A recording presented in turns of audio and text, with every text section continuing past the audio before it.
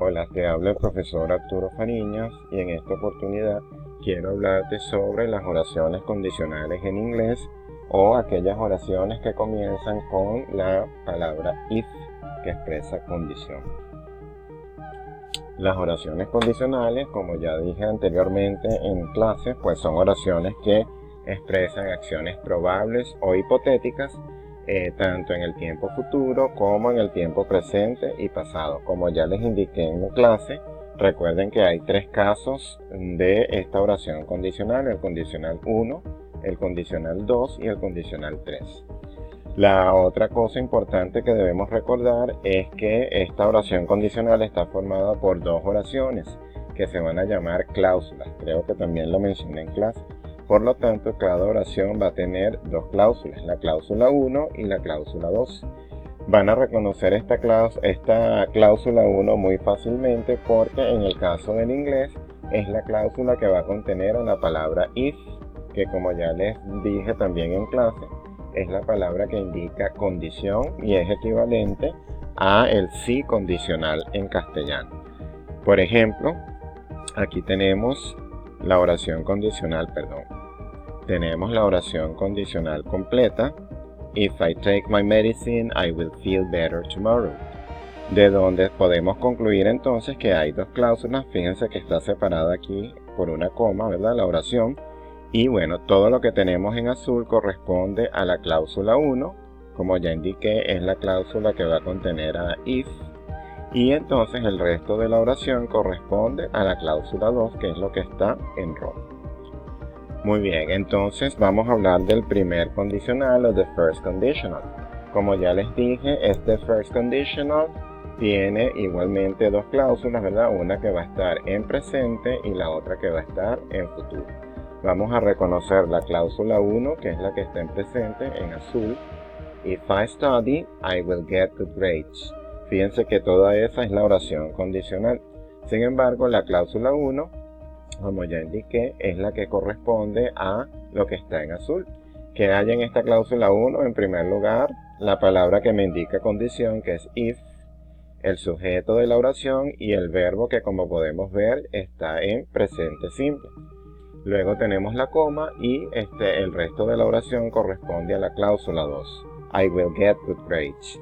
En este caso tenemos en esta cláusula un sujeto, tenemos un verbo que es will get.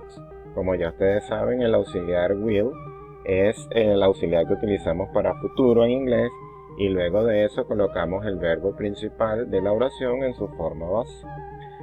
Recuerden que también se puede invertir el orden de las cláusulas, pero nunca se puede invertir el orden de los tiempos. La cláusula 1 siempre va a estar en presente y la cláusula 2 siempre va a estar en futuro. Lo único que puedo hacer es invertir el orden de la posición de las cláusulas. Entonces yo puedo decir I will get good grades if I study. Obtendré buenas notas si estudio. ¿Okay? Entonces, resumiendo, pues como ya indiqué, la cláusula, el primer condicional se va a formar con una cláusula 1 en presente y una cláusula 2 en futuro. Recordando que el auxiliar para futuro va a ser will, seguido de la forma base de mi verbo principal. O en caso negativo, will not o won't, seguido de la forma base del verbo.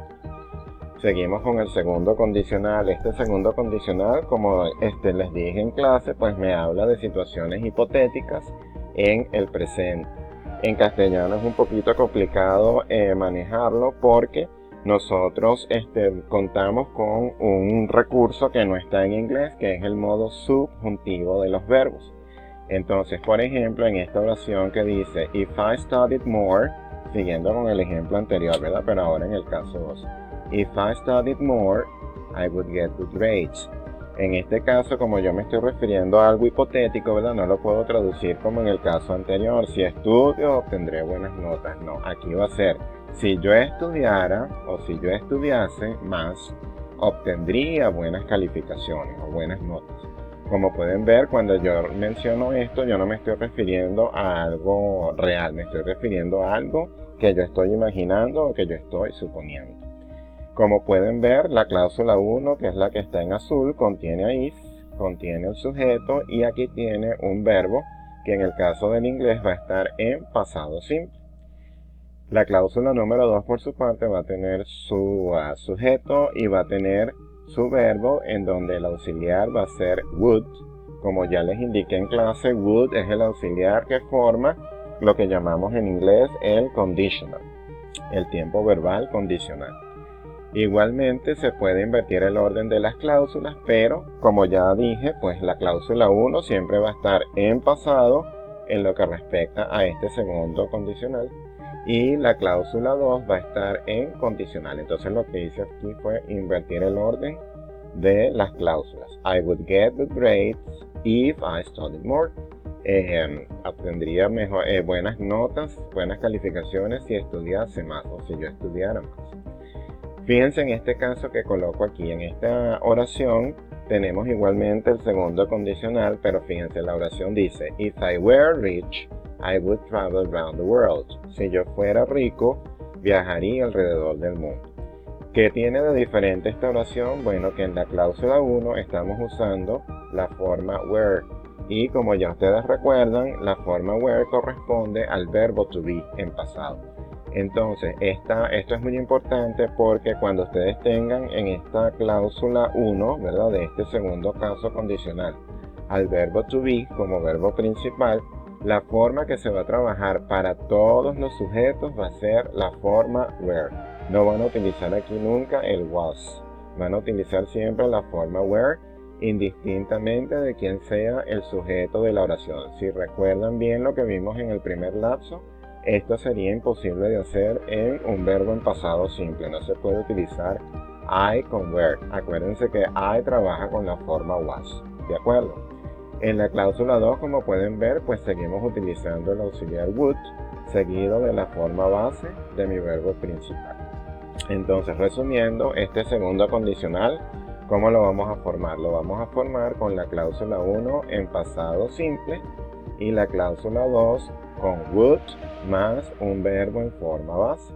Recordando entonces que aquí, ¿verdad?, si el verbo que yo tengo es el verbo to be, ya saben entonces que voy a usar la forma were en lugar de la forma was, ¿correcto?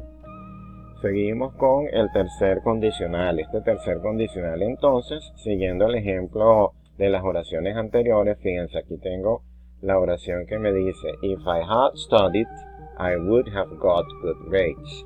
Si hubiera estudiado, habría obtenido buenas notas. Como pueden ver entonces, la cláusula 1 contiene a if, contiene el sujeto y contiene el verbo, que como pueden ver tiene como auxiliar la forma had, y aquí tenemos el studied nuevamente, pero en participio pasado. Recuerden que el participio pasado es lo que está en la última columna de sus listas de verbos. En este caso queda igual que el pasado normal, que el pasado simple del verbo, porque es un verbo regular. Pero si es un verbo irregular, ya saben que lo tienen que ubicar es en la tercera columna de su lista de verbos. Entonces, ¿qué me forma esto? El had más este participio del verbo me forman el pasado perfecto o el past perfect que vimos hace poco. La segunda cláusula, como pueden ver, tiene el sujeto y tiene esta forma: would have, que me traduce habría del verbo haber, no habría del verbo abrir, ¿no? Habría del verbo haber, con H. Y luego aquí tengo el got, y este got viene siendo el participio pasado del verbo que está en esta cláusula. Entonces, la unión de esto, del would have, más el participio de este verbo, se va a llamar condicional perfecto. Entonces, fíjense, que vamos a usar en la cláusula 1, en este caso, el pasado perfecto del verbo, y aquí vamos a usar el condicional perfecto, que es would have, que esto siempre va a ser igual, más el participio del verbo, que aquí pueden colocar el participio del verbo que ustedes tengan en su cláusula. Igualmente, como en los casos anteriores, yo puedo invertir el orden de las cláusulas. Puedo decir entonces: I would have got good grades if I had studied. Habría obtenido buenas calificaciones, buenas notas si hubiese estudiado. Muy bien, entonces este tercer condicional, ¿cómo lo vamos a formar? Lo vamos a formar con la cláusula 1 en pasado perfecto, que sería had más el verbo en participio, Y la cláusula 2 en condicional perfecto, que sería would have más el participio pasado del verbo que tengan en esa cláusula. Muy bien, espero que con esta lección, que con este video hayan entendido un poco más la clase relativa a los condicionales. Espero que les haya gustado el video y nos vemos en una próxima oportunidad. Hasta pronto.